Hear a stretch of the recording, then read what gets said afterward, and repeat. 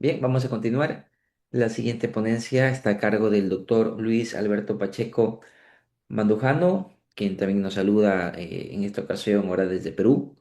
El doctor Pacheco es magíster en Derecho Constitucional por la Universidad Castilla-La Mancha, es doctor en Derecho por la Universidad San Martín, es experto en cumplimiento normativo por la Universidad de Granada.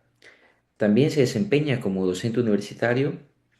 Es coordinador del Gabinete de Asesores del Poder Judicial de Perú y también director académico de la Academia de la Magistratura.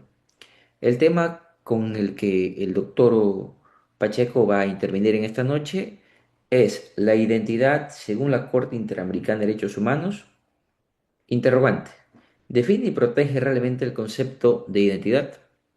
Doctor, un placer tenerlo aquí. Está en uso de la palabra. Muchas gracias, estimado doctor Andrés Alberto Suárez Pineda. Mi gratitud para usted por su presentación y también al doctor Walter Ceballos, gran amigo de largos años, y la invitación que me han realizado, honrándome mucho, para participar en esta actividad académica.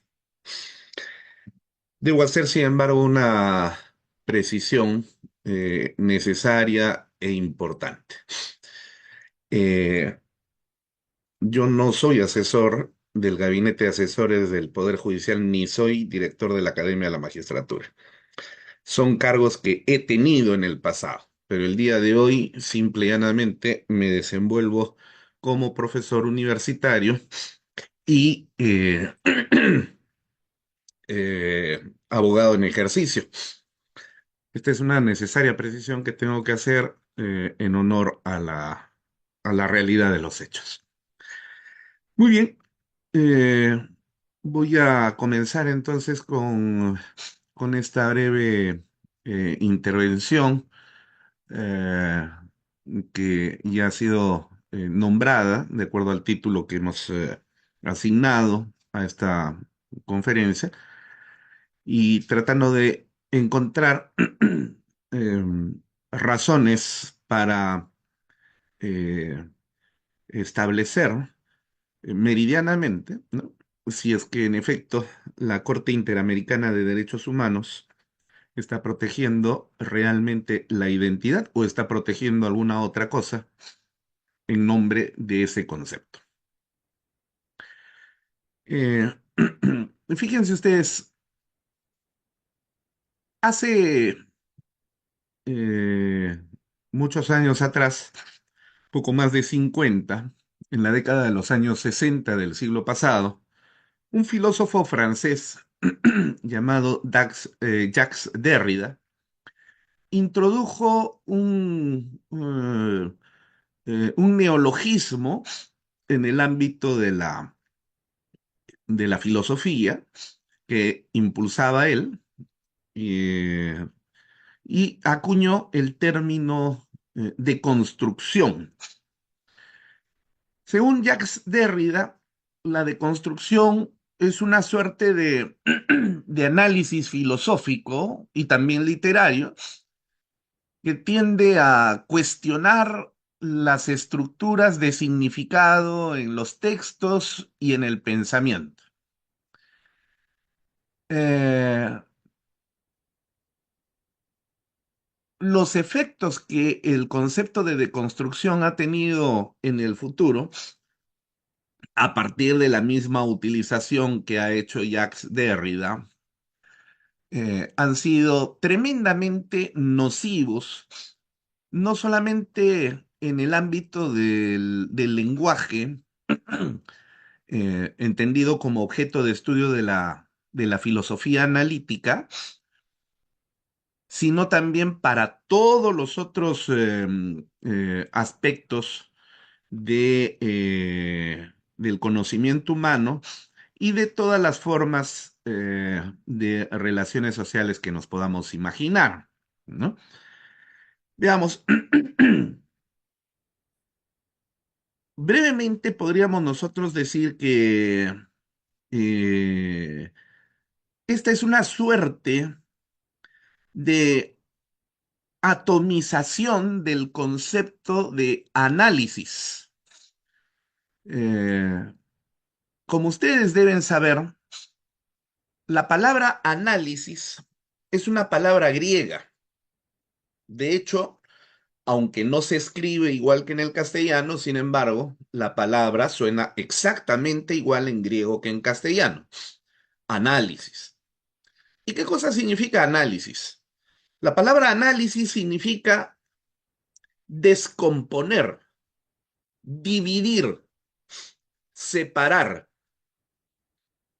Este término, utilizado por los filósofos griegos hace más de 2600 años atrás, fue el primer método que se introdujo en el campo de la, eh, vamos a llamarle, curiosidad incipiente que tenían los seres humanos para tratar de comprender la naturaleza de las cosas.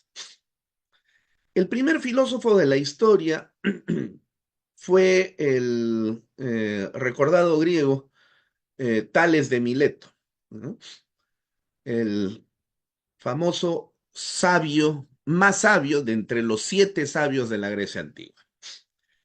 Tales, a diferencia de sus contemporáneos y precedentes, que para tratar de explicar cómo es que este mundo había surgido, recurrían a los mitos con los cuales ellos explicaban cómo habían surgido los mares y los bosques y los animales y los seres humanos y el cosmos y la bóveda celeste, etcétera.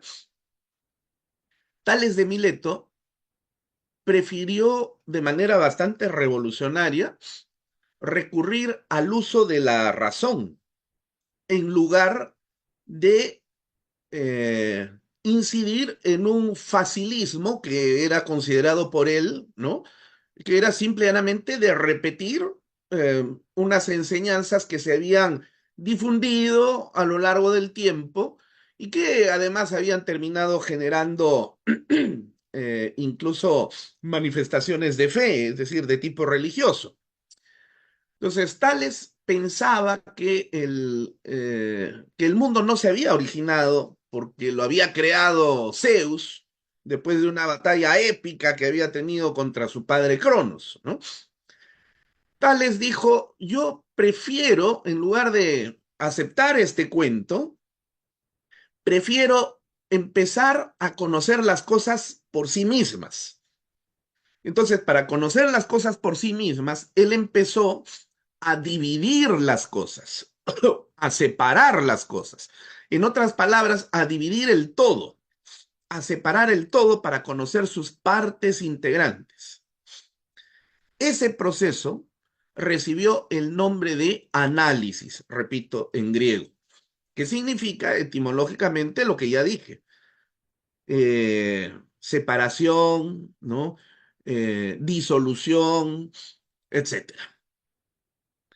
Entonces, esa idea general pareciera ser la idea que en algún momento seguramente alumbró el pensamiento de Derrida, solamente que existe un grave problema en él, que esa, ese análisis al que él llama deconstrucción, lo aplicó a los conceptos en sí mismos.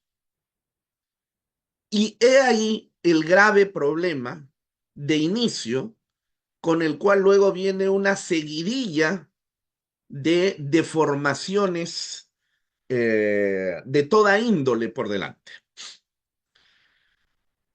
Yo puedo, como cualquiera de ustedes, voy a utilizar el término de Derrida, deconstruir una cosa que tiene partes integrantes. Por ejemplo, una oración. Si yo digo, Walter Ceballos es abogado especializado en derecho constitucional o especialista en derecho constitucional, tengo una oración. Y yo puedo dividir esa oración, separarla en sus partes. Las primeras 2 partes son, como todos sabemos, el sujeto y el predicado. Sujeto, Walter Ceballos. Predicado, es abogado especialista en derecho constitucional. Ahora bien, cada una de esas partes a su vez puede ser dividida en otras tantas partes. El sujeto puede ser dividido en un sustantivo y en un artículo. En este caso del ejemplo, solamente tiene sustantivo Walter Ceballos. El predicado básicamente tiene un núcleo. Ese núcleo es el verbo, que aquí aparece el verbo ser en su modo gramatical actualizado, ¿no? Es abogado, ¿no? Y donde también hay un sustantivo y un adjetivo calificativo, etcétera, ¿no? Una relación pronominal. Entonces, puedo yo dividir las partes del todo. Y lo propio puedo hacer con cualquier otra cosa. Yo tengo aquí una botella. Puedo dividir la botella. Puedo sacarle la tapa, es una parte. Puedo sacarle el anillo que protege cualquier tipo de violación para alteración del contenido de la botella. Puedo quitarle la etiqueta. Estoy dividiéndolo en partes. El ácido sulfúrico puede ser dividido en sus partes componentes. Dos átomos de hidrógeno, un átomo de azufre y cuatro átomos de oxígeno. Puedo separar, ¿no? En buena cuenta puedo separar todo lo que pueda yo encontrar como un todo componente de partes. Pero lo que no puedo separar es lo que es indivisible. Y lo que es indivisible es el ser. Cuando yo digo Walter Ceballos, ese es un concepto. Y ese concepto es indivisible. Yo no lo puedo dividir. O sea, yo podría dividir las manifestaciones personales de Walter Ceballos y decir, Walter Ceballos es simpático, es un gran amigo, es muy colaborador, etcétera, etcétera. Pero yo no puedo dividir el ser de Walter Ceballos, ¿no? Y así sucesivamente. Porque si no, deja de ser lo que es.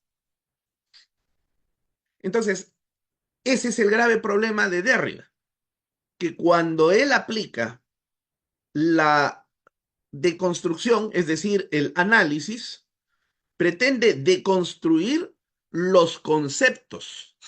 Y los conceptos son unitarios. Y como unitarios que son, son indivisibles. No se pueden dividir, no se pueden separar. El contenido de un concepto está definido por la naturaleza misma de la relación nociológica existente entre el ser humano y la realidad de las cosas tal como son. No como yo creo que son ni como me parece que son, sino las cosas como son. Si yo, por ejemplo, le llamo a este objeto botella, el concepto botella es precisamente el resultado de esa relación nociológica entre el sujeto y la realidad tal como es. Mi cerebro plasmará ese reflejo, entre comillas, ese reflejo nociológico, entre comillas, para captar el ser de este objeto. Botella, ¿no? Aquí quizás nos podría ayudar de alguna manera la reducción fenomenológica de Husserl, aunque de manera impropia, debo decir. Pero bueno, la idea está ahí. Ahora bien, ¿podría yo denominarle a este objeto o entenderlo como una taza? No, porque sencilla y llanamente no es una taza. ¿Podría yo entender a este objeto como un zapato? No, porque no es un zapato. Entonces, ese es el problema en la deconstrucción de Jacques Derrida, porque en su deconstrucción, que no es otra cosa más que la inclusión del análisis, pero dirigido hacia los conceptos, Jacques Derrida dice que es necesario eh,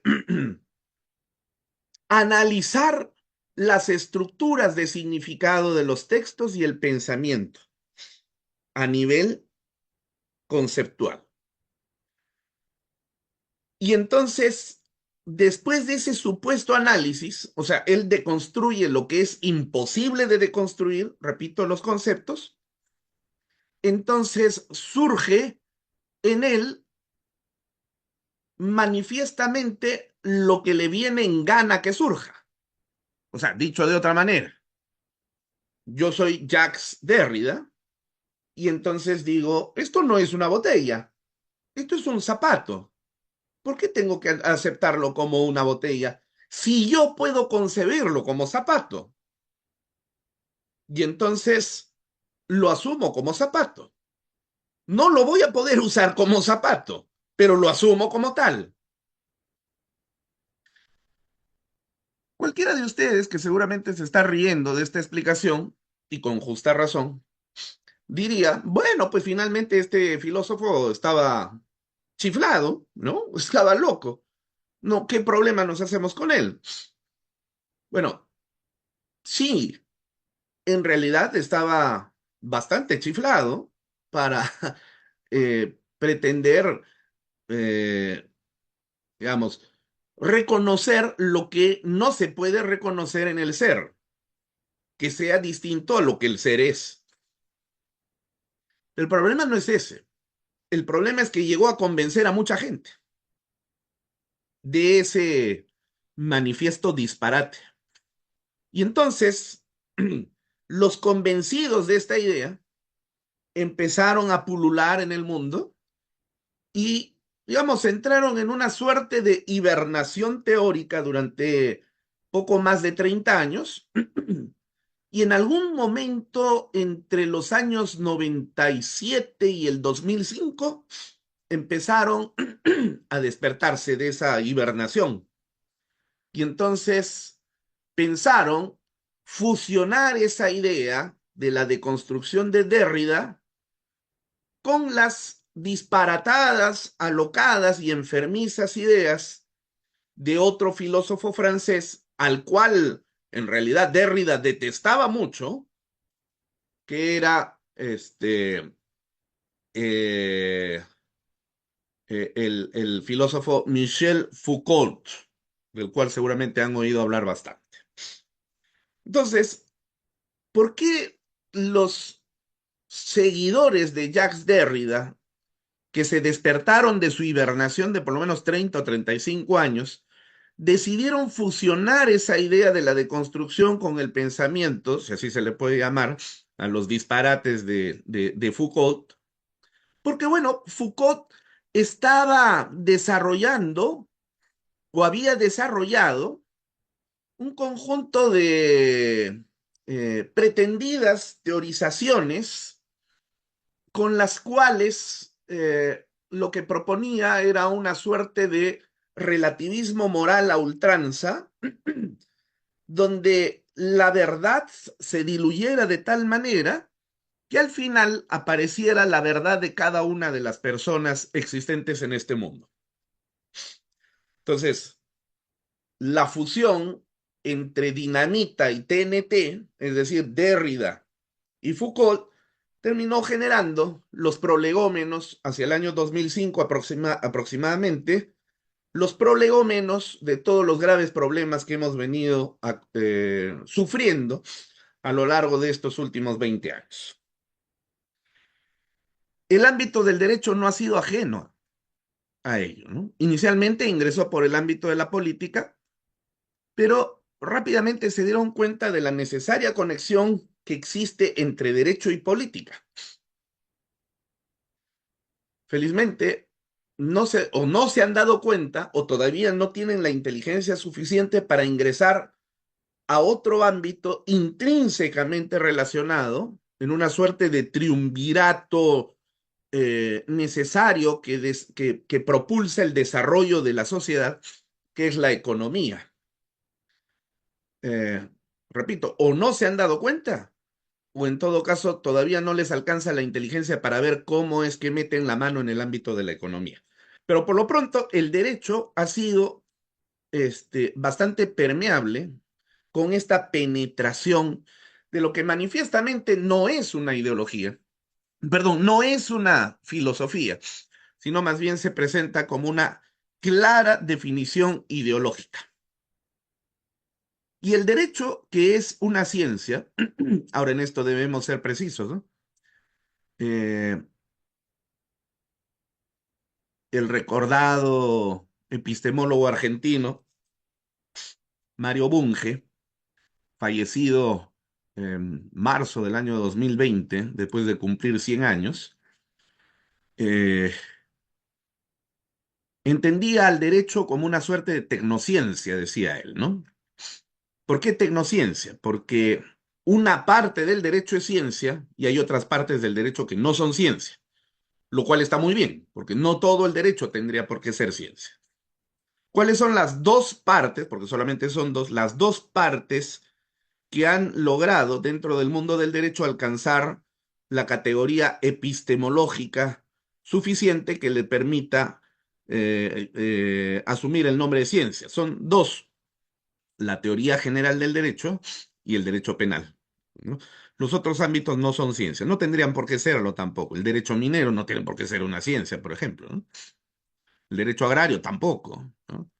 El derecho constitucional debiera serlo, lamentablemente no lo es, por culpa de los propios constitucionalistas generalmente, que se han dedicado a hacer metafísica antes que ciencia. El derecho civil tampoco es una ciencia, ¿no? Y así sucesivamente. Ahora bien, por eso le llama Bunge al derecho una tecnociencia. Ciencia en esos dos ámbitos nada más: teoría general del derecho y derecho penal. Ahora, como ciencias que son, son ciencias sociales, por supuesto, ¿no? Y como ciencias sociales que son, y como cualquier ciencia, no podía ni debía permitir el ingreso de ideologías, porque la ideología es, por antonomasia, el enemigo de la ciencia, el enemigo moderno de la ciencia. La ideología es el antónimo de ciencia. O sea, si yo no quiero hacer ciencia, me dedico a hacer ideología. No confundir con doctrina, que es otra cosa. La doctrina sí puede ser científica o religiosa. La ideología nunca tiene doctrina. La ideología es, como la definía muy bien, muy acertadamente Carlos Marx en múltiples oportunidades. Hay varias cartas que él dirige no solamente a su amigo Federico Engels, sino también eh, a otras personas. Eh, y en el prólogo de en el segundo prólogo de su contribución a la crítica de la economía política, también vuelve a hacer referencia sobre el particular. La ideología es una falsa percepción de la realidad. Es un reflejo falso de la realidad, que básicamente está vinculado con mis intereses, con lo que yo quiero que las cosas sean, con lo que a mí me parece o lo que me satisface. La ciencia, más bien por el contrario, lo que produce es una concepción lo más cercanamente posible a lo verdadero de sus objetos de estudio. Evidentemente, no podemos ni siquiera hablar en el campo de la matemática, ni de la matemática, ni de las ciencias fácticas exactas, ¿no? No podemos nosotros decir que todas las ciencias son exactas, eh, porque el ser está en permanente proceso de movimiento y transformación, sin dejar de ser ser. Por lo tanto, entonces, cuando la ciencia se acerca a su comprensión, ya ha habido un movimiento. Y esto hace que no pueda alcanzar absolutamente el conocimiento del ser, pero se acerca mucho a él. Y en eso descubre lo que los griegos denominaban la episteme o aletheia, es decir, la verdad profunda. Entonces, esa es la característica de la ciencia, la búsqueda de la verdad. Y gracias a la ciencia tenemos la tecnología que nos ha permitido desarrollarnos de tal manera que el día de hoy tenemos, por ejemplo, esto, el Zoom, que a nadie se le hubiera ocurrido hace 100 años atrás, por ejemplo. Es decir, si nosotros nos hubiéramos, si la humanidad se hubiera dedicado a hacer ideología, esto no habría ni teléfonos, no habría nada.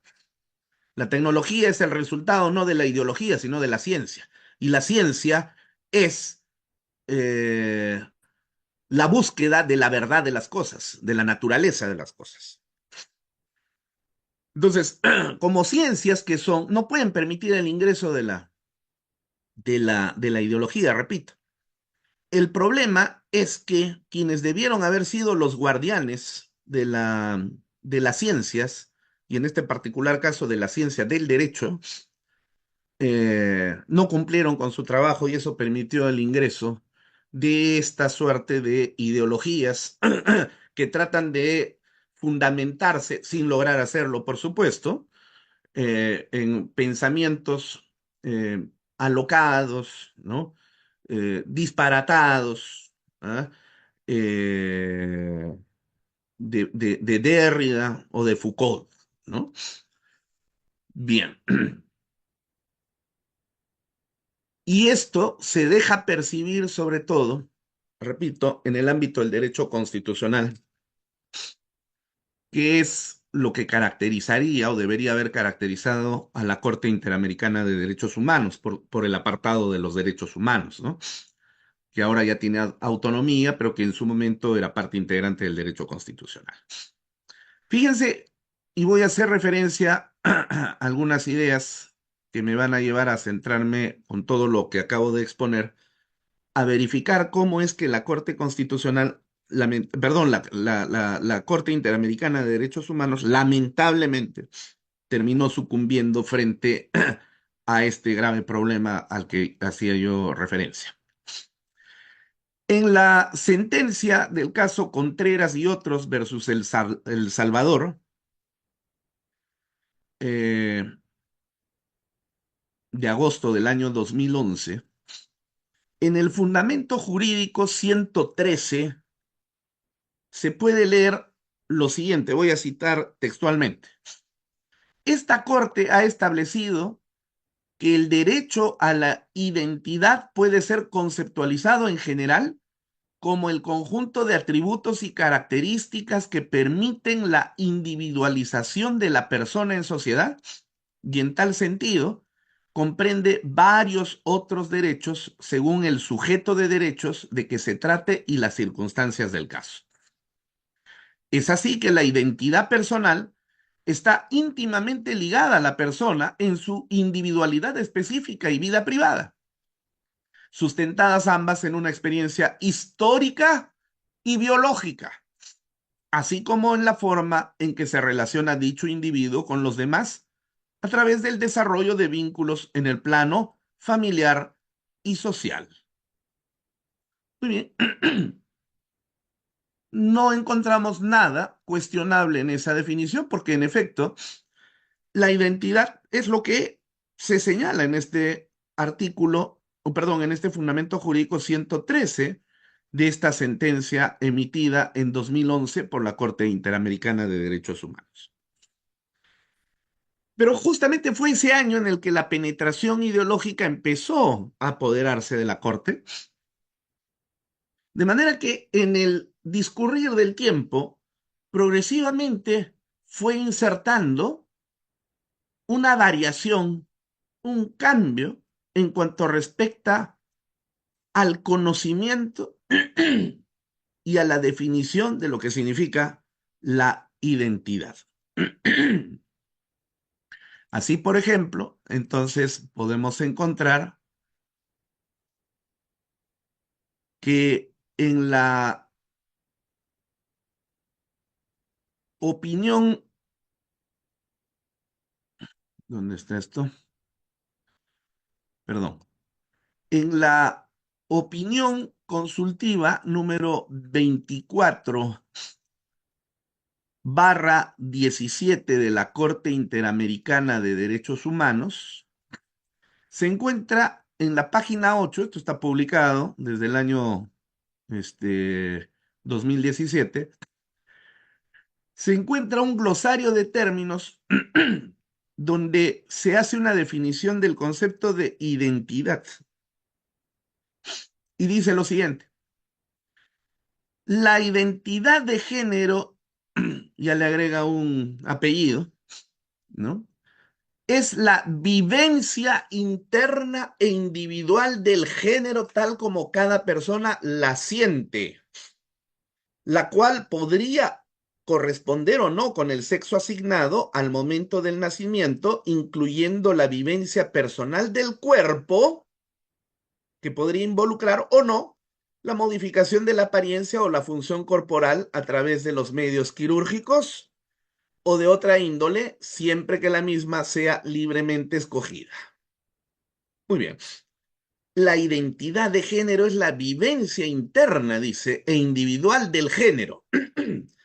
Ahora, en esa misma página se encuentra una definición de la palabra género y dice así: se refiere a las identidades, las funciones y los atributos construidos socialmente de la mujer y el hombre y al significado social y cultural que se atribuye a esas diferencias biológicas.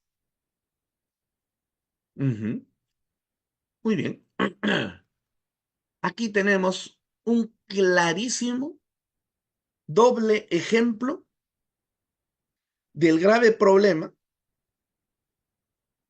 al que hacía referencia al inicio de esta exposición.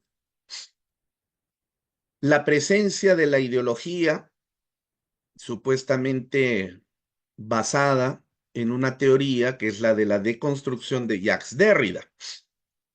Porque como Jacques Derrida enseñaba, vamos a deconstruir los conceptos, las estructuras de los conceptos, para entenderlos de una manera diferente en razón de las propias vivencias. Muy bien, eso ya dijimos es manifiestamente no solamente imposible, sino hasta absurdo. Lo acabo de explicar, ¿no? O sea, el concepto, ojo, pestaña y ceja, el concepto no es el nombre que le damos a las cosas. El concepto es la representación mental que yo tengo de la cosa. Entonces, por eso es que yo decía que el concepto surge en el proceso nociológico en el cual el sujeto se interrelaciona con la realidad de las cosas, tal como éstas son. Entonces, aparece en mi mente el concepto de este objeto. Ya después en mi idioma le llamo botella. Si yo fuera sajón o anglosajón, le llamaría bottle, ¿no es cierto? Entonces, una cosa es el idioma y otra cosa es el lenguaje. El lenguaje es la materialización del pensamiento. El idioma es el lenguaje propio de un determinado ámbito geográfico social o social geográfico. Pero en mi mente nunca va a aparecer pues un zapato que yo, porque Derrida dijo que vivencialmente le puedo reconocer, en realidad no le estoy reconociendo nada porque reconocer significa volver a conocer lo que la cosa es, y cuando yo veo esto reconozco a una botella, ¿no? Eso es reconocer, volver a conocer lo que la cosa es, y la cosa es una botella. Entonces no es reconocer un zapato. Acá yo no puedo reconocer un zapato. Aquí lo que estoy haciendo es asignarle una nueva definición conceptual al objeto y eso lo introduzco nocionalmente dentro del concepto. Y entonces por eso es que yo vivencialmente le quiero llamar botella, aun cuando esto no es botella. ¿Qué cosa es el género? En otras exposiciones y en varios artículos publicados en el Perú y en otros países de América Latina, he explicado con total y absoluta claridad que el género esencialmente significan tres cosas. Uno, en primer lugar, es una eh, categoría de la gramática es una categoría gramatical que forma parte integrante de las oraciones, ¿no es cierto? O sea, para que pueda haber correspondencia entre los sustantivos, artículos y adjetivos, tiene que haber coherencia, y esa coherencia la otorga el género y el número. Entonces, yo no puedo decir, por ejemplo, el botella es rojo. ¿Me pueden entender? Sí, pero estoy hablando mal, porque en realidad estoy estructurando mal. El botella es rojo, yo no puedo decir eso. Tengo que decir la botella es roja.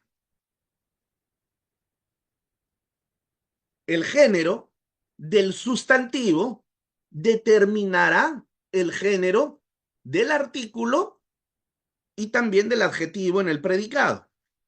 Eso es género. En segundo lugar, el género está referido a la clasificación diferenciada que en el ámbito de la literatura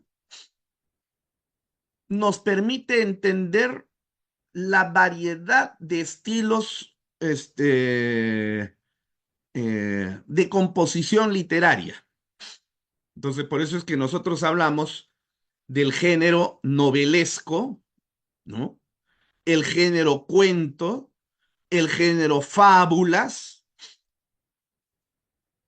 el género monografía y así sucesivamente. El género drama, el género teatro, ¿no? Etcétera.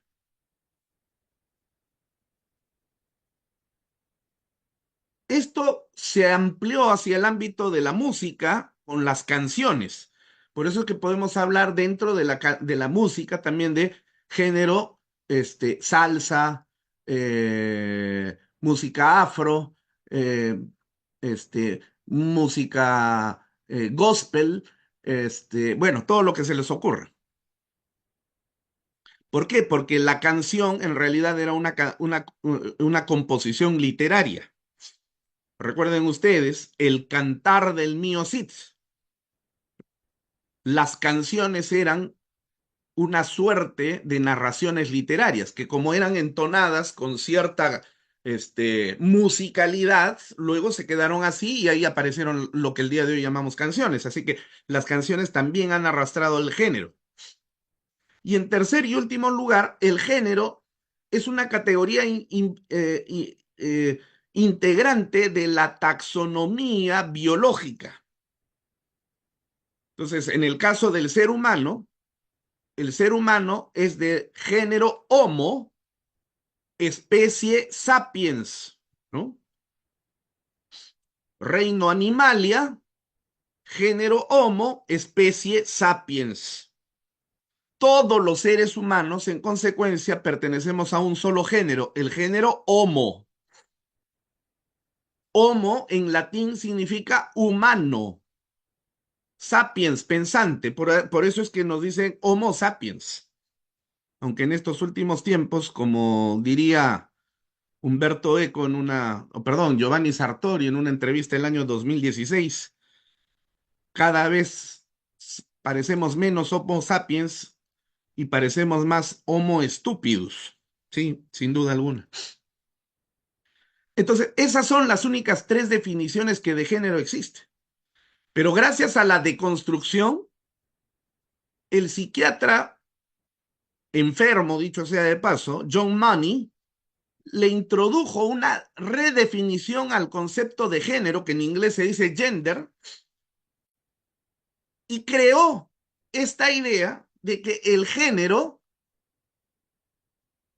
está vinculado al sexo, pero en un sentido subliminal, y que es la resultante de una construcción social que se asigna a la persona en función de ciertos parámetros culturales, pero que la persona por su propia vivencia puede apartarse de ello y definirse de una manera distinta al sexo al cual corresponde.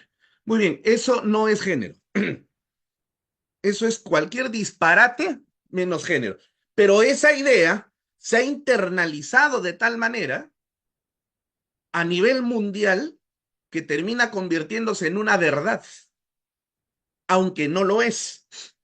Y claro, quienes diseñaron en ingeniería social este concepto, este neoconcepto, parece que hubieran leído el 1984 de George Orwell, donde se hablaba de una neolingua, ¿no?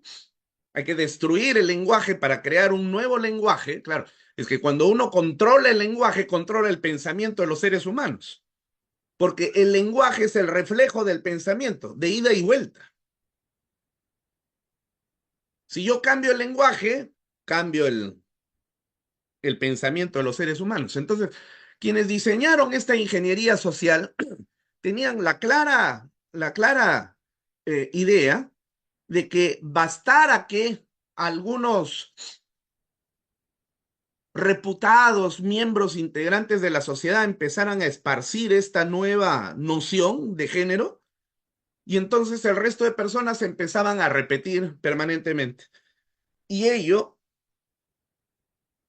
además, potenciado con el poder de la educación, desde los ministerios de educación que fueron tomados en una planificación a nivel mundial para reeducar y educar a las nuevas generaciones. El concepto de género no es el que se dice en la Corte Interamericana de Derechos Humanos, ni en la ONU, ni en ninguno de estos lugares. El concepto de género es, ya lo dije, solamente tiene tres definiciones. Y el concepto de identidad no es tampoco lo que dice la Corte Interamericana de Derechos Humanos. Y con esto termino. ¿Qué cosa es identidad? Voy a remontarme a Parménides de Lea, el padre de la filosofía. El primer filósofo fue Tales, pero no fue el padre de la filosofía. Fue Parménides, que vivió 150 años después de Tales. Parménides es el descubridor, no creador, sino descubridor de la ley de identidad. ¿Qué cosa significa la identidad desde los tiempos de Parménides hasta hoy? Él notó que en el mundo las cosas se encuentran en permanente proceso de cambio y de transformación, pero que a pesar de esa transformación, de ese cambio, existe un núcleo que no se ve, no se huele, no se palpa, porque es imperceptible ante los sentidos y solamente puede ser captable a través del uso del logos, es decir, la razón, en cada una de las cosas. Y ese núcleo nunca cambia, nunca se transforma, sigue siendo exactamente el mismo. A ese núcleo, Parménides le llamó en griego on, o para ser más precisos, to-on, es decir, en castellano, el ser. Lo voy a explicar de esta manera. Yo puedo tener aquí esta botella, no tengo otra aquí bueno, acá tengo esta botella, esta otra, puedo traer una de vidrio, una más alta, más baja, más ancha, más gorda, más transparente, menos transparente, lo que ustedes quieran. Hay variación, hay cambio, pero todas son una sola cosa, botella. Eso es lo que no cambia, no va a cambiar nunca. Ese es el ser. Y eso no se capta con los ojos, o sea, yo no puedo, ni con la vista, perdón, ni con el sentido de la audición, ni el tacto, ni el olfato. Eso solamente se entiende con la razón. Es más, esta botella en un momento fue nueva. Si yo la dejo a la intemperie 4 años, evidentemente que se va a desgastar.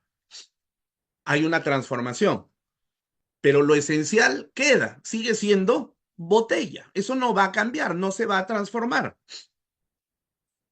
Entonces, las transformaciones, los cambios, son externos, son aparentes. Lo esencial, que es el ser, nunca cambia, nunca se transforma.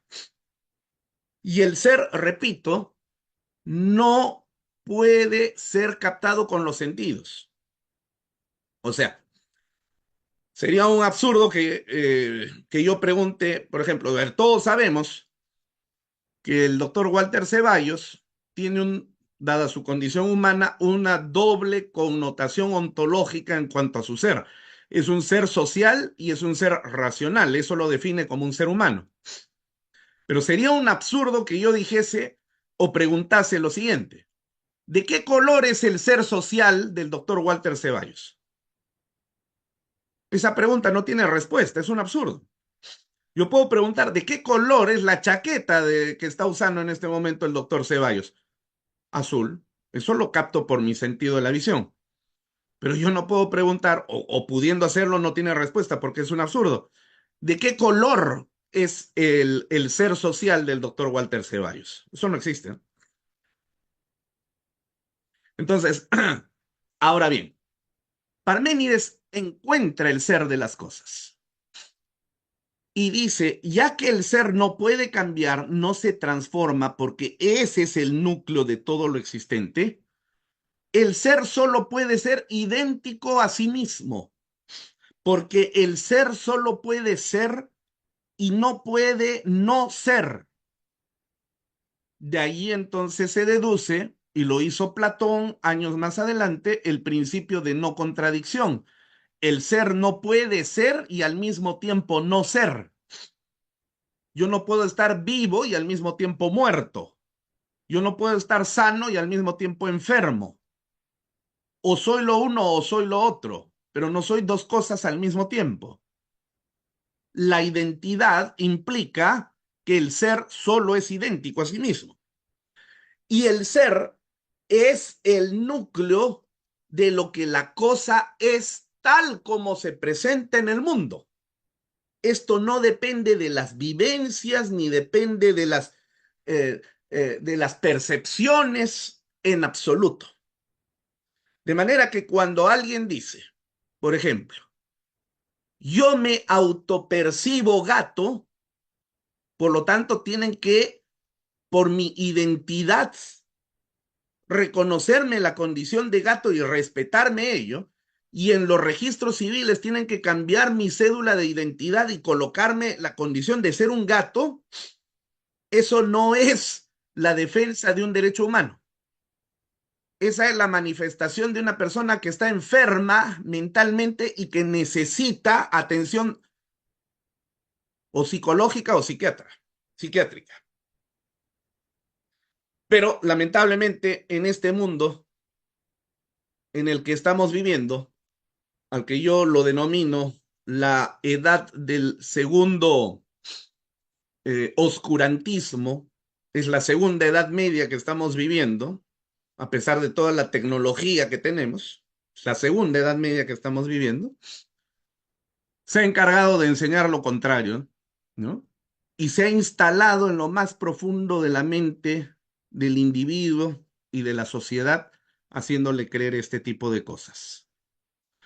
De manera que entonces, cuando en la Corte Interamericana de Derechos Humanos se empieza a utilizar el concepto de género o identidad como un derecho humano fundamental que no solamente es inherente a la dignidad humana y esencial para el desarrollo de la personalidad y la proyección social del individuo, lo cual es correcto, pero aquí viene el problema, sino que dice, se refiere también a la identificación legal y a la identidad de género. Eso no existe.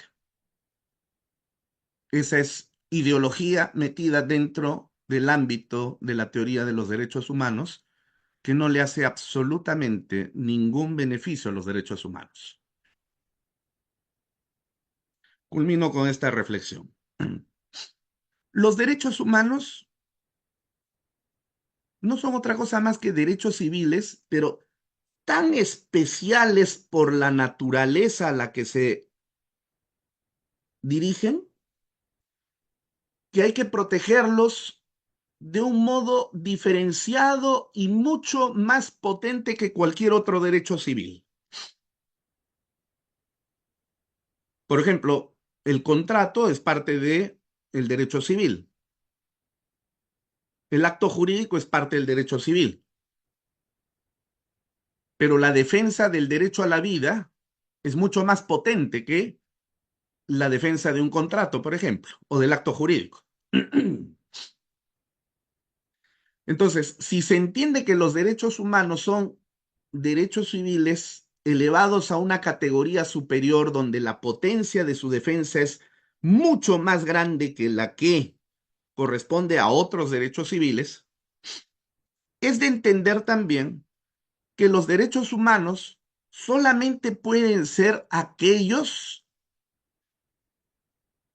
sin cuyo goce la naturaleza e identidad del ser humano se pondría en riesgo. Ejemplo, ejemplo.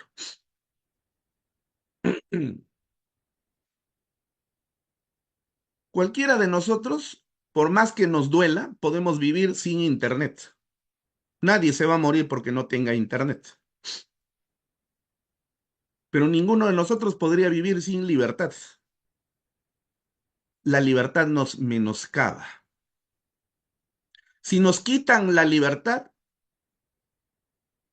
nuestra condición de seres humanos queda menoscabada. Si nos quitan el Internet, bueno, nos quitan un canal de comunicación, pero hay otros. Y aun cuando me sienta menos potente para hacerme visible, sin embargo, no dejo de ser humano. Lo que quiero decir es que puedo tener derecho al Internet, pero ese no es un derecho humano, pues. El derecho a la libertad sí. Entonces, no cualquier cosa es un derecho humano. Derechos humanos solamente son aquellos sin cuyo goce la naturaleza humana del ser humano se pone en riesgo. Entonces, incluir cualquier cosa dentro del concepto de derechos humanos y peor aún, deconstruir, es decir, quitarle el contenido nocional a los conceptos para inyectarles, introducirles unas definiciones que nada tienen que ver en realidad con el concepto en sí mismo, eso no es defensa de derechos humanos. Eso es ideología que responde a un plan, una agenda, un programa político. Pero eso ni es derecho, ni es derecho constitucional, ni son derechos humanos, ni es defensa de nada de ello. Y yo desde esta tribuna quiero expresar mi enorme preocupación porque la Corte Interamericana de Derechos Humanos ha cedido, convirtiéndose en un bastión de la política antes que del derecho, negando su origen con el cual nació en 1969.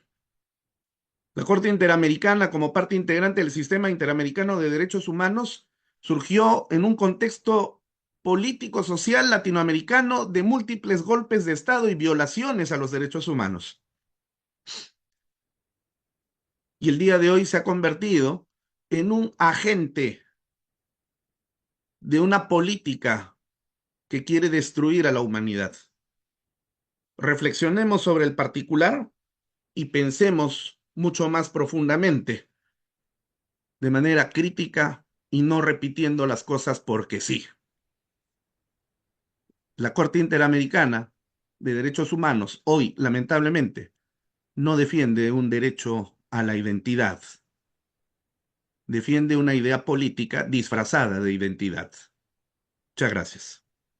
Muchísimas gracias a usted, estimado doctor, maestro Luis Alberto Pacheco Mandujano, con este tema que nos ha traído en esta primera jornada del Congreso Internacional en la Corte Interamericana de Justicia, en su jurisprudencia y los alcances constitucionales, el tema de la identidad según la Corte, y con la pregunta, ¿define y protege realmente el concepto de identidad? La cual usted ha sustentado, si bien es cierto, y reconocido también en su estilo ardoroso y muy apasionado, pero no nos deja de tener ciertos, en muchas partes de su exposición, coincidimos plenamente con usted, doctor, y en otras, pues nosotros también aperturamos justamente esta ventana, esta plataforma, para que cada uno de ustedes pueda también tener, esbozar sus propias conclusiones, sus propias ideas en torno a esta temática que nos ha traído el doctor Luis Alberto Pacheco Mandujano y que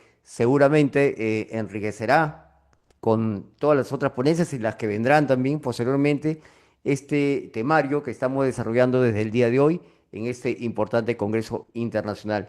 Importante además la perspectiva de un filósofo, de un jurista también reconocido de larga data, de gran trayectoria, no solamente en el Perú, sino también en el contexto internacional. Y es por ello, estimado maestro, doctor Luis Alberto, que nosotros vamos, y si nos permiten, compartir este reconocimiento que tengo el honor de poder leer a continuación, que es a cargo de todas las instituciones que avalan académicamente este certamen, otorgan el presente reconocimiento al doctor Luis Alberto Pacheco Mandujano por su destacada participación y desempeño como ponente en el Congreso Internacional, la Corte Interamericana de Derechos Humanos, su jurisprudencia y alcances constitucionales ante una tecnología disruptiva, impartido el día de hoy, del 22, y estaremos hasta el día 26 de julio del presente año. Felicitaciones, estimado maestro, le hacemos llegar este reconocimiento con mucho aprecio, con mucha estima. Además, seguidores de su larga trayectoria y esperamos pues siempre poder contar, aunque cada vez más espaciadamente por sus múltiples labores, pero siempre tomándolo como referente importante en todas nuestras actividades. Muchas gracias, estimado maestro.